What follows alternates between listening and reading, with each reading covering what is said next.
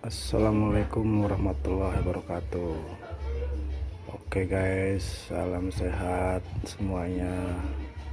Hari ini saya akan upgrade laptop Asus A407M yang mau upgrade dari SSD 256 yang tadinya harddisk, dan upgrade RAM DDR4 yang tadinya 4GB jadi 8GB. Oke guys, kita langsung eksekusi.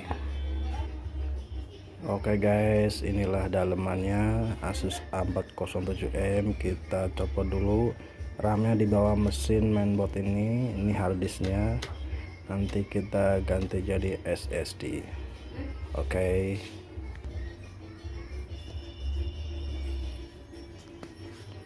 Inilah DDR4 nya yang kita balik, kondisinya seperti ini. Lalu kita buka, kita ganti jadi 8GB. Ini adalah DDR4 4GB yang warna hijau, kita ganti jadi 8GB yang warna hitam. DDR4 8GB. Ini kita udah pasang DDR nya yang 8GB, lalu kita akan pasang lagi mesinnya, kita rakit lagi.